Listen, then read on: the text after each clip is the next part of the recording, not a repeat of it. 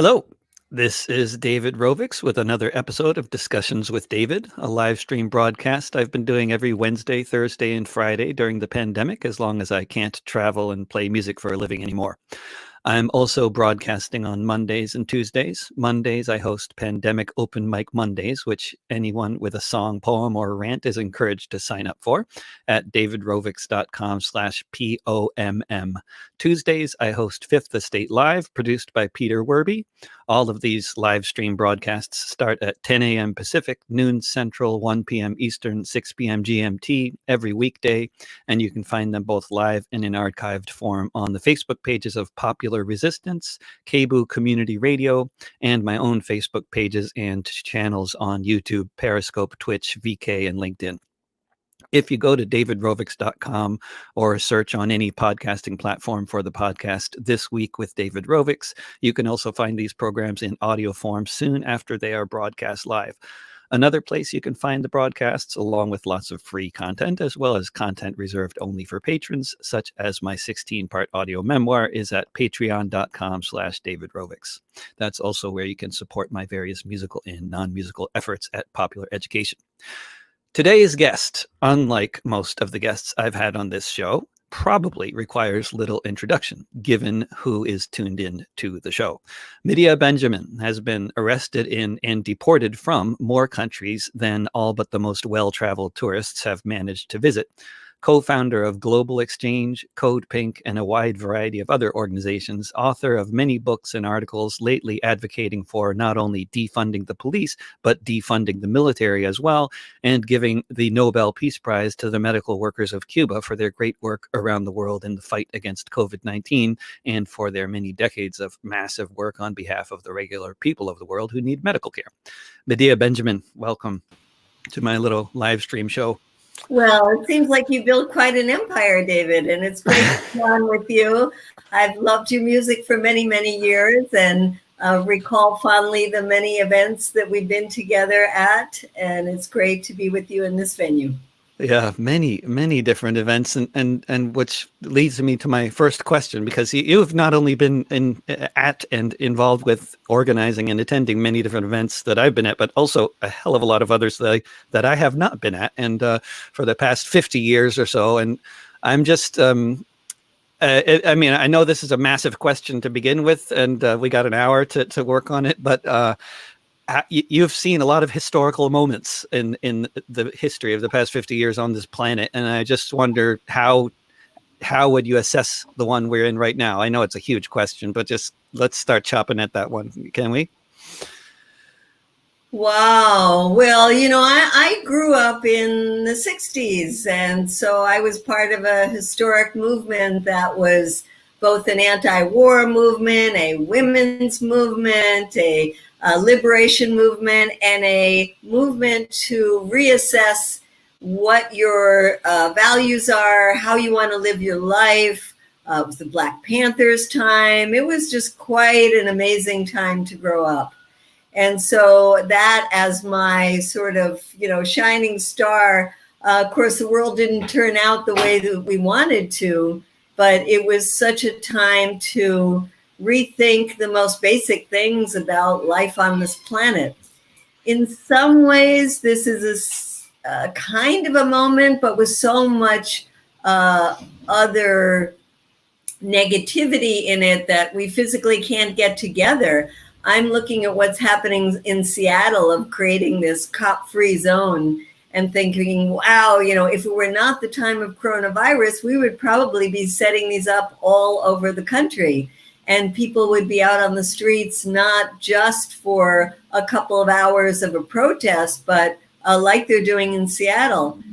So this overlay of a pandemic on top of everything else we're going through severely limits, I think, what we would see otherwise if it were a time to rebel against Donald Trump and everything his government represents, rebel against the extreme inequalities, and put on top of that, the massive response to the Black Lives Matter campaign. it puts a damper on what would otherwise be a very revolutionary time. It's so interesting to hear you talk about putting a damper on what would otherwise be a revolutionary time, because this is like the numbers of people in the streets is pretty phenomenal, and the sustained energy and everything. And yet this is happening in the context of a situation where probably most people in the country who might want to join these protests are afraid to do so because they don't want to die, get sick. Or I wonder about how many people are afraid of not only the police, but the right wing, the armed right wingers that are showing up, which I don't. Is that something that you encountered a lot in the past? I mean, what other contexts do you have for that, for armed right wingers showing up at protests? I mean, you know what I mean? It's like how this doesn't happen in Europe, for example. Oh, we've seen the same kind of people, whether they're armed or not, but violent. Back in the days of the Vietnam War, violent opposition or pro-war people. And then when we were fighting against the war in Iraq, we would be opposed by violent people who would come to say, my government, right or wrong, don't tread on me, blah, blah, blah. They would come to our homes. They would be going after us physically.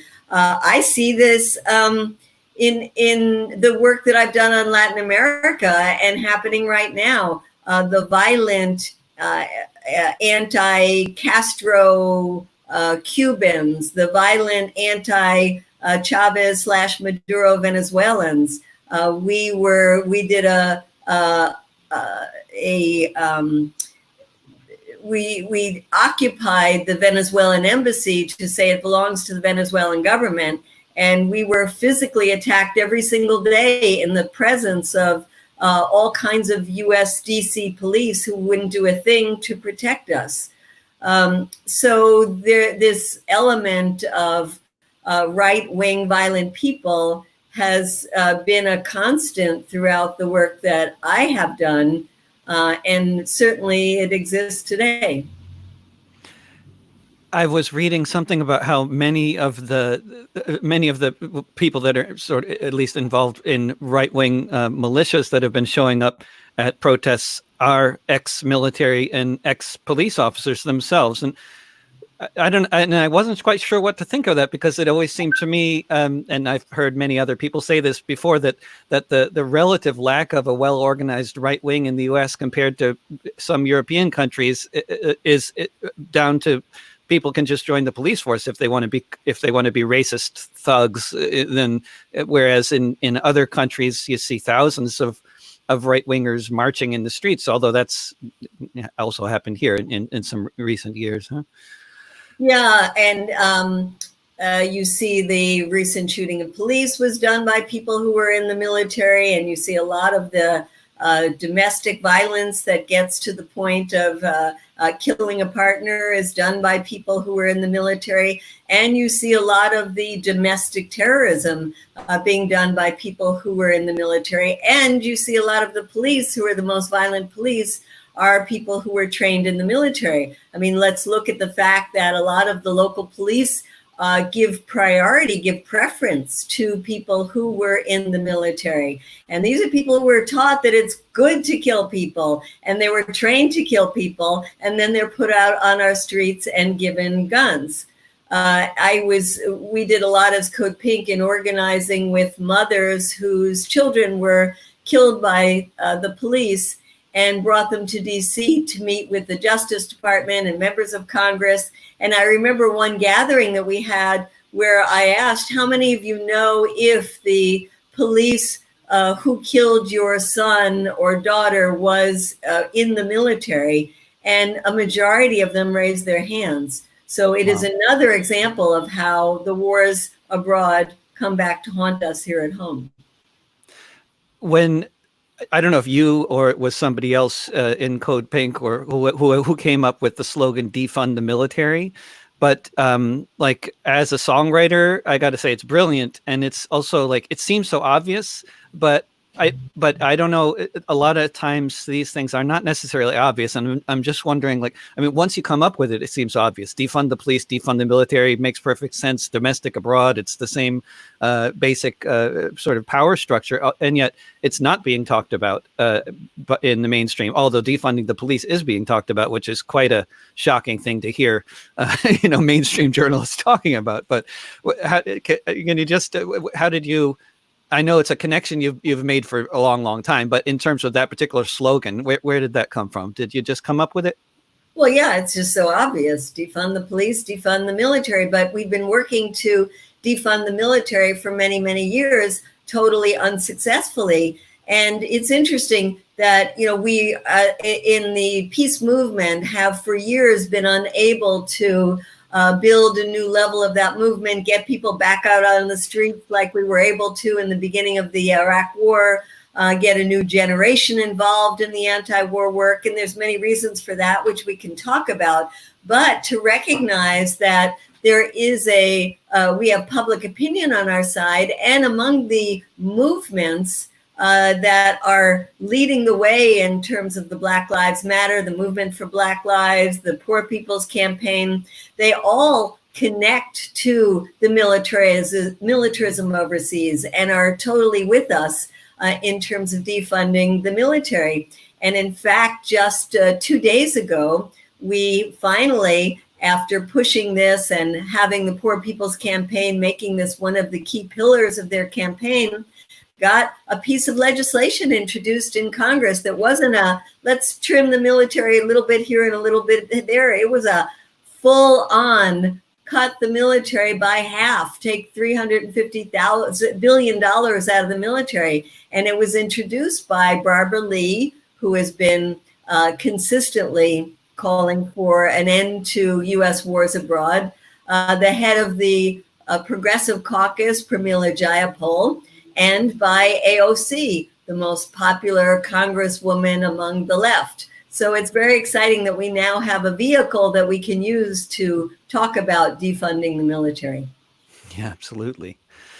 It seems like in the corporate media, one of the things that's always so noticeable with this whole question of defunding the police is that, which, they're now talking about, is they're trying to define that as narrowly as possible and never make connections with U.S. foreign policy. But it seems like a real moment for making these connections. And yes, and on some levels, the connections are sort of easy to make. For example, this horrific, what's called the 1033 program that has for years now been taking, quote, surplus equipment from the Pentagon and dumping it on police departments. And that's why you see these little towns throughout the United States that have MRAPs, that have tanks, that have assault weapons, that have SWAT teams that are totally geared up as if they are ready to break down homes in Baghdad. And this energy to get rid of the 1033 program has been revived right now, but that's just one very direct connection between the military and the police. Yeah. When people are talking about defunding the police, one of the things that is just listening to these conversations, and I'm thinking, well, what's going to happen if this actually is successful? Because it seems like one of these things that they don't really want to try to talk about that head on, because on one hand, there would be the fear of mob rule. And then on the other hand, there would be the hope for mob rule. But the inequality that they occasionally do also talk about these days, especially with the pandemic, the inequities, the inequality in this extremely stratified society would be impossible to maintain without armed police, wouldn't it? So it's a big, huge contradiction we're being confronted with here, huh? Yes, but isn't it a wonderful time to be able to talk about this and have the mainstream media talking about it, and to have people like ourselves envisioning what it would look like to have a different kind of community control of our lives. So I love the fact that we can discuss this in a concrete way right now, and that communities can take it upon themselves to start moving in a very different direction. And we can look at experiments that have happened in one community and learn from them. And then I think we also have to look at that at the international level. Why have we not put real energy into peacekeeping forces? Why have we not funded the creation of people's peacekeeping forces? There are wonderful examples of them that have cropped up around the world, of people doing things like accompaniment of activists whose lives are in danger. But imagine taking a fraction of the money we spend on war and putting that into nonviolent peacekeeping forces, and think of all the good that we could do in the world with that. But of course, the U.S. military is the one supporting the death squads. So then sending in peacekeepers to defend people from the death squads that are using U.S. guns and U.S. money. I mean, that would be a fascinating contradiction, although it's one of those. I mean, one of the things that it seems to me that this question of defunding the police and defunding the military is it forces people having this conversation to confront the question of what is the role of the military and what is the role of the police? Because, I mean, the popular, like Trump has gotten a lot of popular support because of talking about taking troops away from getting out of NATO and troops. And now there's 35,000 troops leaving Germany this soon, I guess, according to Trump's latest directive, right? Well, there's 8,000 troops leaving Germany. Oh, okay. 8,000 leaving, 35,000 there. Maybe it was. I can't remember where that. 8,000 leaving, but of course, then you get the Democrats saying, why are we leaving allies in NATO? Well, exactly, right. And it's a fascinating situation with the Democrats, at least, especially when you look at the 2016 convention. I mean, it was all about war and celebrating empire. This question of is the U.S. military the policeman of the world, which sounds like a positive role because they're framing the whole question of being a policeman in a positive way, trying to be an arbiter for fairness and justice and this sort of thing. And this is in the minds of many Americans, this is what the military has been doing, and the reason why we need to stop spending so much on the military is because we need to take care of people in the United States rather than taking care of people in the world, right? So this whole question of is the military taking care of anybody in the first place? I mean, it sort of doesn't get talked about, but now I suspect that's going to start getting talked about. You're right, because a lot of we sort of fall into the laziness of going along with, okay, let's go where it's easiest to convince people, which is we need that money at home. We need that money for healthcare. We need it for college education. We need it for the Green New Deal and all of that. And let's face it, Americans would rather spend that money at home as well. But we don't do enough of the hard work of showing how what the U.S. is spending the money on overseas is actually making people's lives more miserable and making people hate us more. And that's a harder sell for people because, as you said, they do have this ingrained thing that America is good and it wants to do good in the world and support democracy. But, I think people are becoming more and more aware that after 20 years, if you weren't able to defeat the Taliban in Afghanistan, and after almost the same amount of time you weren't able to put in a stable government in Iraq, then the U.S. military just can't do these things. Of course, some people might say, well, it's those Arabs that just kill each other, or, have a very racist attitude towards it. But I think there is a general understanding among the majority of the American public that it's time to get out of these wars, that pouring more money into it is not going to make the U.S. more safe. When you were talking about the, one of the things I also can't, well, anybody who's been around involved with the peace movement in one way or another for the past 20 years, I think had to notice that it has ebbed and flowed at various rates, and it was definitely at a height between 2001 and 2005, I would say, and after that it started kind of declining rapidly in terms of the size of protests and the amount of activity in different little towns. I mean, there was many years where every little town in the United States had at least a small vigil in the center of town, which I think people who aren't involved with organizing don't necessarily realize how big a deal that was. And it, to have a core of people organizing in every little town in the country like that, even if they don't look very impressive in the town green on a Saturday afternoon, that's a core group of organizers in every little town, as you know. But the decline of that movement, and it always struck me that so much of the movement was driven in the first place by optimism, that there was the possibility to actually change the situation. And the movement started declining when there was no longer that sense of optimism. And I don't know if you share that analysis. I'm curious what your analysis of that is, and maybe, how important is optimism? Well, I don't know if I'd call it optimism. I think I would maybe more say that people want to put their time into something that can be effective. And if they see that they're not being effective, it gets down to a smaller and smaller group of people who are willing to keep doing it because they are true believers and they think it's just, you have to keep doing this work whether or not you're effective, that hopefully then it gets into your question of optimism. But especially for young people, they want to see results.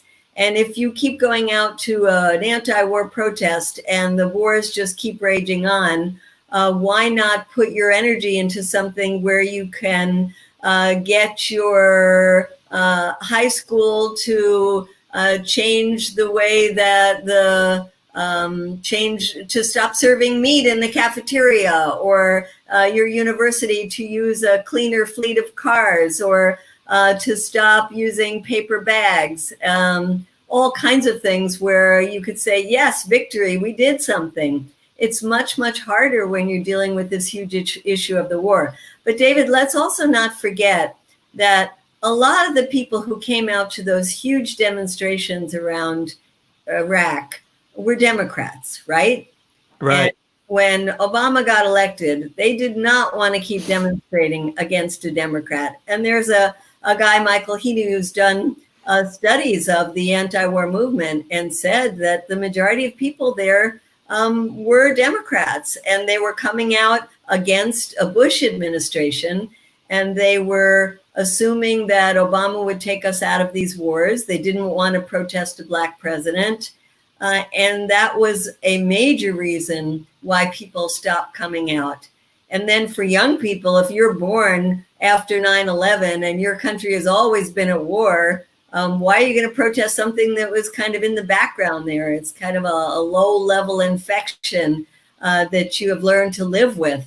So there's a lot of reasons for it. And, if people would say, let's go out and do an anti-war rally, well, which war? You're protesting U.S. and Afghanistan. You're protesting them in Iraq, in Libya, and Syria. You're protesting the economic warfare in Iran and Venezuela, the 60-year-old blockade of Cuba. I mean, which one are you going to protest? Yeah. So in a sense, it goes back to the budget issues. But, people don't really come out on the street around budget issues. Although I love that quote. Was it Martin Luther King who said, "A budget is a moral document"? I love that. Yeah. One of the things that made me so happy about the global justice movement around the shutdown of the WTO meetings in '99 and also the Occupy Wall Street was they were both taking place during Democratic administrations, and they both had an analysis of the basic structure of our pseudo democracy and of capitalism that was, to me, very refreshing. And empire. And I think, a lot of the activists are sophisticated when it comes to understanding it's not just an issue of domination by an elite group in the United States. It is an empire. But I think we have to learn how to take this moment and give it some more internationalist component to it, so people do recognize that the solidarity that people have been showing the United States and the Black movement at this time is just extraordinary, and that we have to show that same kind of solidarity back by reigning in this empire, by overthrowing this empire, by turning the United States from a dominating force into a much more humble nation among nations. Although that this all the rise of protests around the world in solidarity in the United States, it's also clearly in so many cases has a very local flavor to it, and it's so interesting to not surprising, but very interesting to see how much this is reviving the opposition to police brutality in places like France and Britain, where it is not as big a problem as it is here, but they're both societies with huge institutional racism and police brutality and history of massacres and all sorts of things. Yes, isn't it amazing how a movement sparked it? In November of last year, I co-wrote an article with my colleague Sandy Davis, which was "Why Aren't Americans Rising Up?" And we looked at the spring of discontent and the uprisings that were happening all over the world, from the Gilets jaunes in France to the uprisings in Lebanon to the Chileans and all over the place. And we wrote a think piece about why it wasn't happening here. And to now go back and look at that just a couple of months later. And we did say in the piece, you never know when the tipping point, when the moment is going to happen. And here it is. But to look how it's now the U.S. that is helping to revive these demonstrations in other places around the world against similar kinds of oppression is really both fascinating and fantastic. It is, isn't it? And it's also like from a historical perspective, it's so consistent, isn't it? I mean, with there's been so many other cases where actually radical movements, largely originating out of the Black population in the United States, have inspired radical movements in many other countries. It's not the first time that's happened, right? No, but it's always been a cycle, because those radical movements in the United States have been inspired by radical movements elsewhere.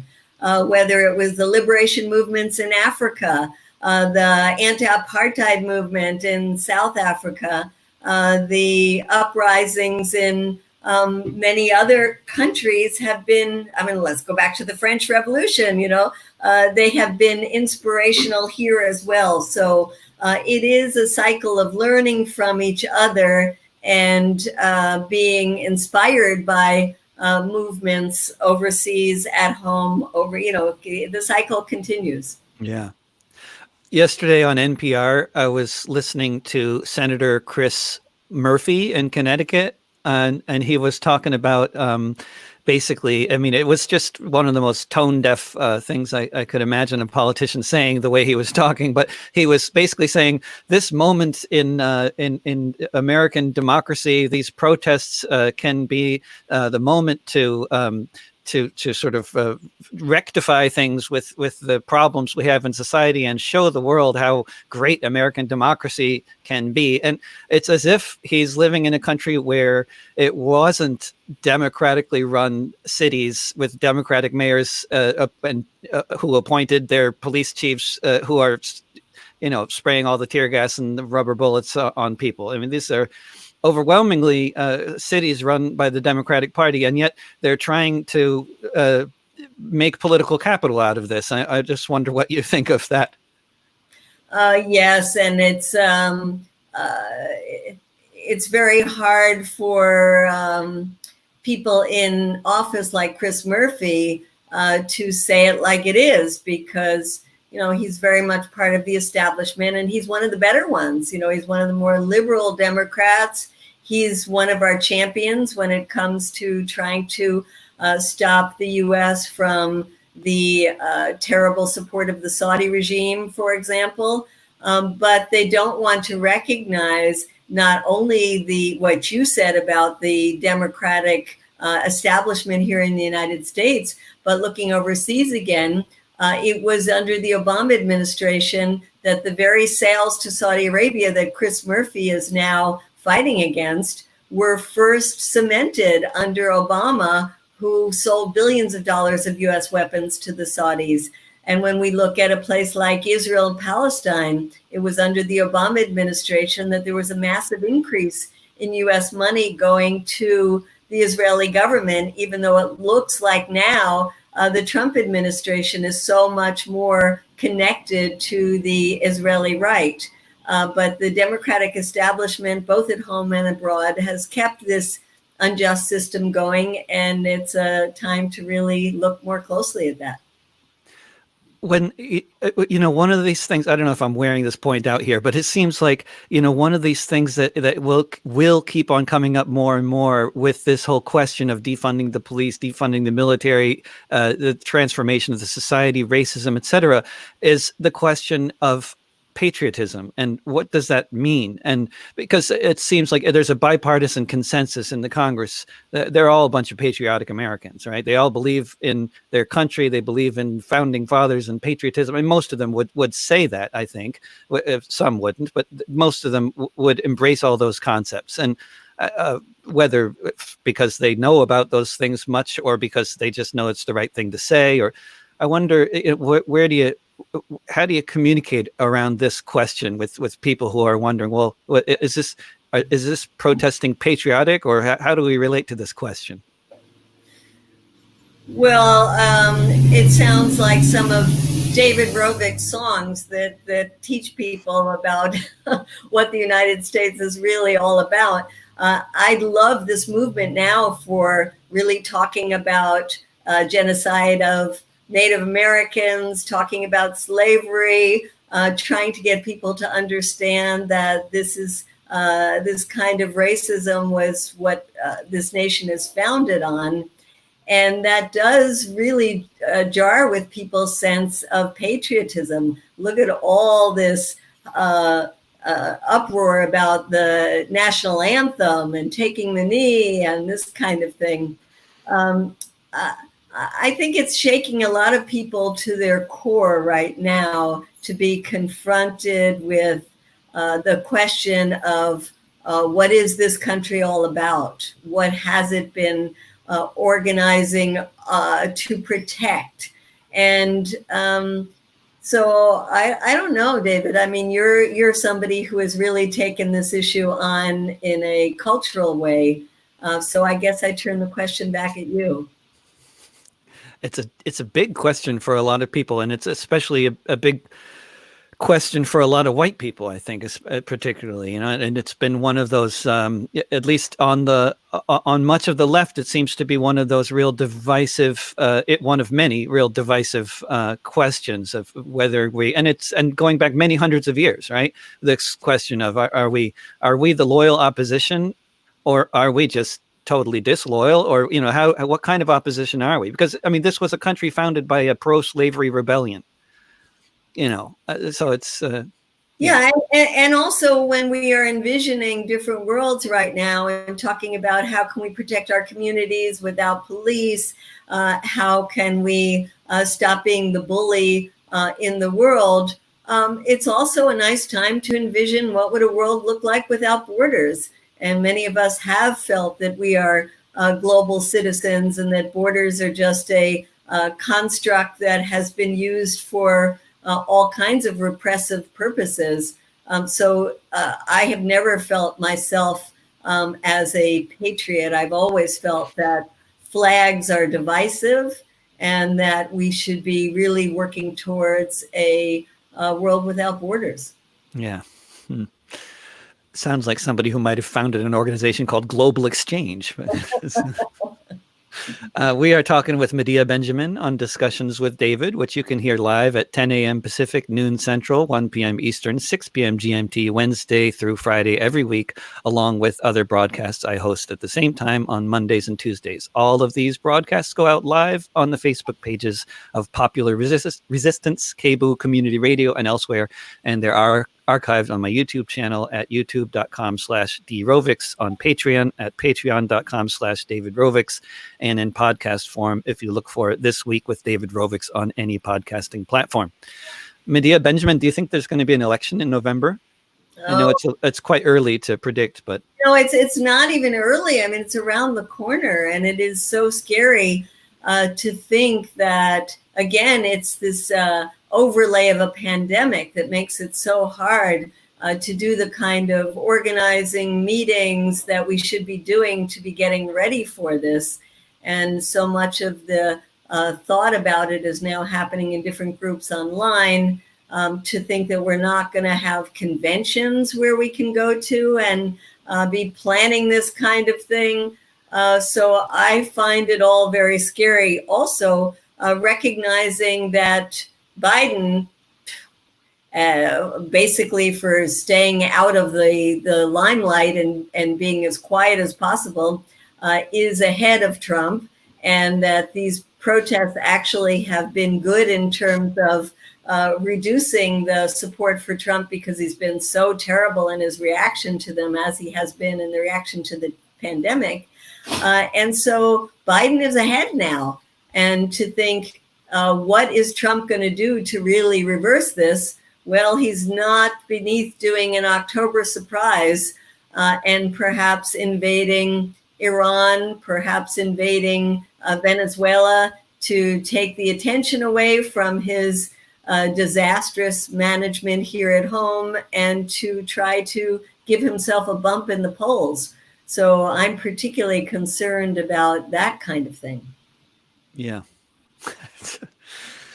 It's one of these times where we're just trying to predict anything a few weeks out is really completely impossible. Huh? Yes. So one of the things in the media that's been a constant refrain for the past few weeks has been the question of what it's never quite defined on purpose, it seems to me, but the question of violence versus nonviolence and how these things are being dealt with by the police, and the pattern that is, which of course isn't surprising to anybody that's been observing these patterns for a while, but the pattern appears to me to be, as soon as people are not standing in a park with signs, but actually marching down a street without a permit, that is considered to be provocative and should be attacked with tear gas and rubber bullets. And that's what they call clashes, and that's what they call violence. Whereas then when there's when buildings are being set on fire late at night, the police seem to be generally absent from the scene. And I just wonder if you can just talk about any observations you have around this question. You know, this has been a question forever among movements about what is violence, what is property destruction, is property destruction okay, and what level of property destruction, and does it help to build the movement, or does it take people away from the movement? So it's my feeling about it is that it should be a strategic question about what builds a movement. And I think that this movement right now, some of it got the media attention because of some of the property destruction, but then it started to turn negative, and people in the streets themselves started to stop the property destruction, recognizing that it was not helpful. And now we're at a point where most of the protests are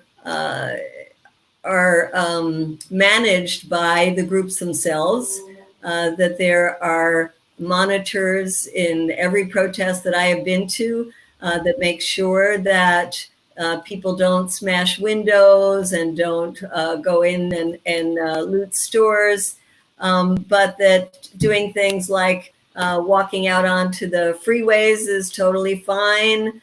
Stopping traffic like that is fine.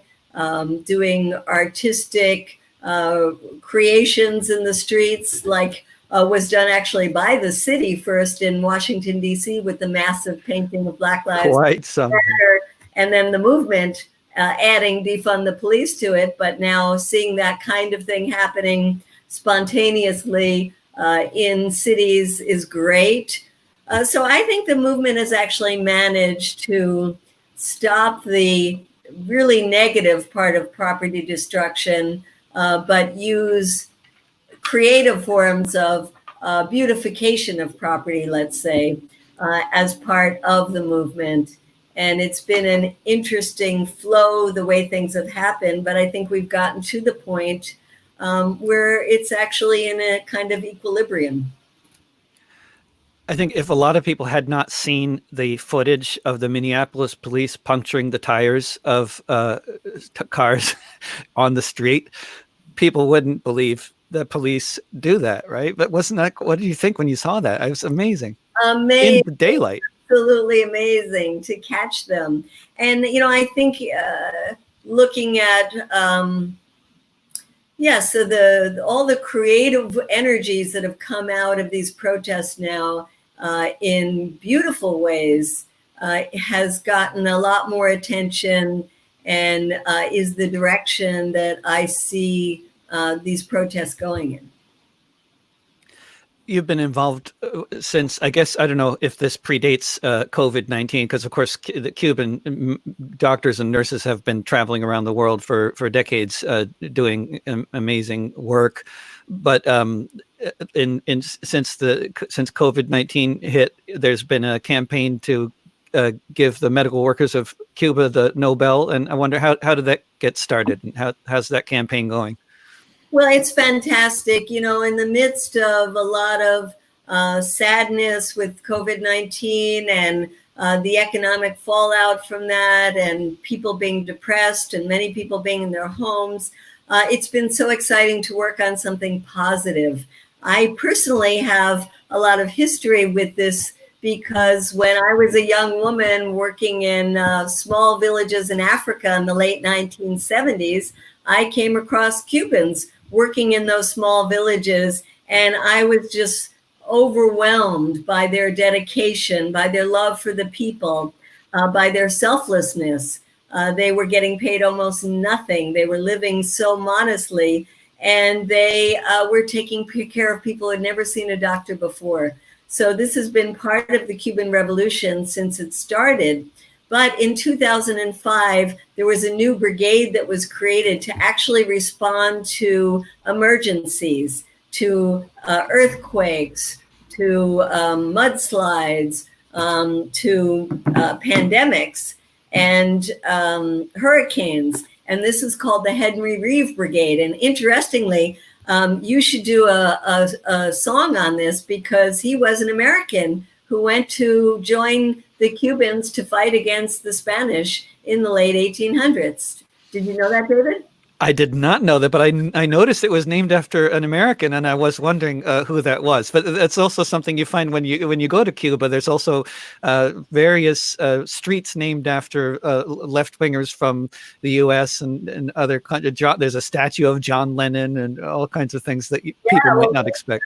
Songs as a tribute to the Henry Reeve Brigade and teach people that history, because it's just beautiful. So that was created in 2005 by Fidel Castro. And you know why they created it?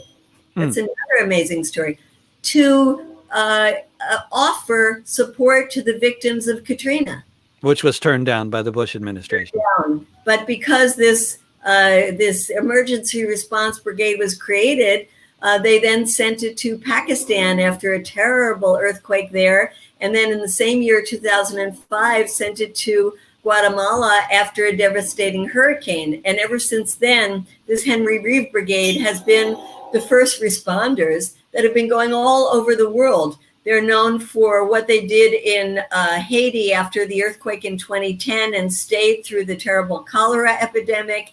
They're known for intervening in 2014 in the Ebola crisis, when nobody knew what the hell Ebola was. It was so contagious in West Africa, and hundreds of Cubans went in. And now they're in 26 different countries all over the world fighting the COVID epidemic, the pandemic. So we have been part of a international movement to say this brigade that now represents thousands of Cuban doctors should get the Nobel Peace Prize. And it's been wonderful to get people like Danny Glover involved, Alice Walker, Mark Ruffalo, Tony Morello, which you helped us get, the Silvia Rodriguez from Cuba, wonderful Cuban artist, and former Nobel Prize winners. And now there's many thousands, over 10,000 people signing up on the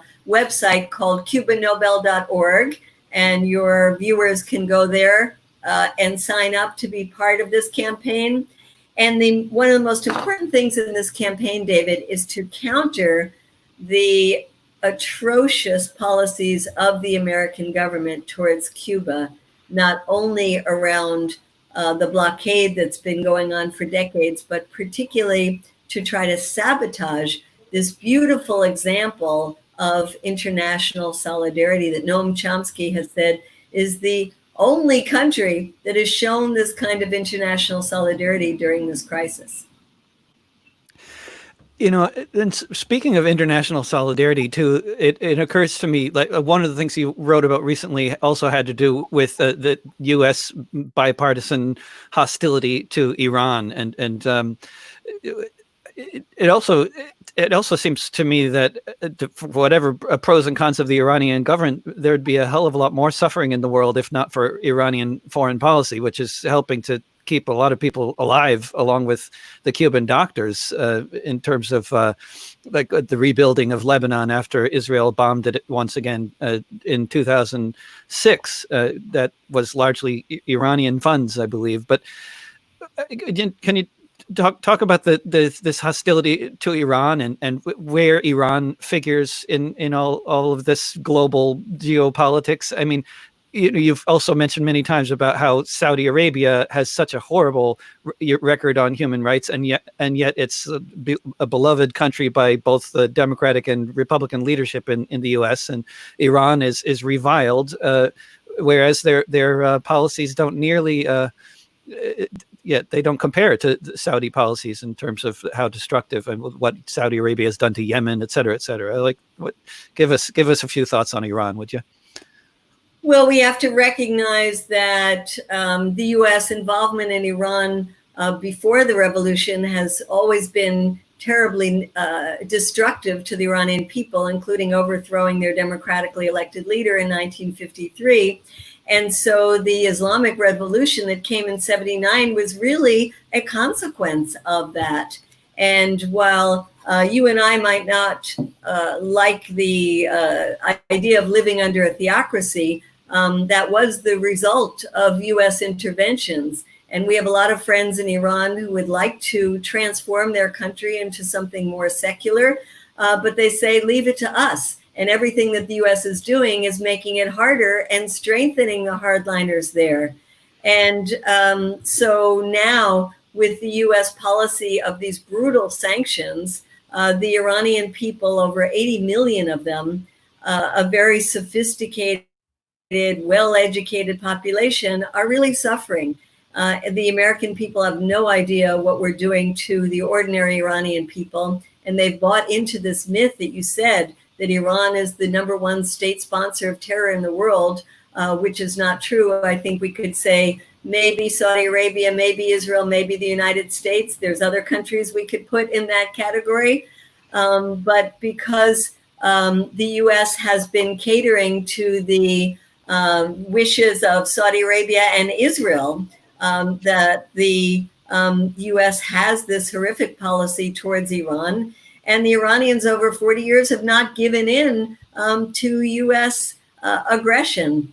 So it is a very sad state of affairs. And I wish we could be more effective in the United States to force the Democrats, at least, to do more to lift the economic, brutal sanctions that are killing people in Iran every day. And this has not been, is it even being talked about, the idea of lifting sanctions by leaders of the Democratic Party to allow for Iranians to not die? Well, I have. you and I have been talking about how the Democrats are complicit in this building and maintaining of an empire, but there were two things that the Obama administration did well when it comes to foreign policy, and that was the Iran nuclear deal that was signed in 2015 and the reestablishment of relations with Cuba. And those have both been overturned by the Trump administration. So the Democrats, for the most part, want to see the U.S. going back into the Iran nuclear deal, which would be extremely positive. However, they do maintain a hostile attitude towards the Iranian regime, and they haven't come out and said that they would lift the sanctions. Even when it comes to Cuba, Biden has been cagey on that and said that he would reestablish relations like the Obama administration did, but he said, well, maybe we could keep some of the sanctions in place. Yeah. Switching gears, Medea, I'm just curious from on a personal, professional level, just in terms of what you were doing before the pandemic hit and how your own work and travel plans and organizing has been impacted. Well, it's interesting that because I couldn't get traction in the US from the Democrats, just like we were talking about, I had started to work with the European members of parliament, and particularly the European Union. I had just been at the European Union, had meetings there with the members who were concerned about the US economic sanctions, and we're trying to find vehicles to get around those sanctions and ways to be more aggressively opposed to U.S. attempts to dominate the entire world system, efforts at finding ways to de-dollarize parts of the global economy. And we were going to have a conference in Brussels to bring people together to talk about these issues. So I had put a lot of work into it, was very excited about it, but unfortunately we had to cancel that conference that was going to take place in May. And so a lot of my work has been on the international level. We are also one of the few organizations that actually takes people to some of these places like Iran, and we had to cancel those trips. We have been taking people on a regular basis to all the countries that are on the receiving end of the U.S. Empire, and so all of those have been canceled.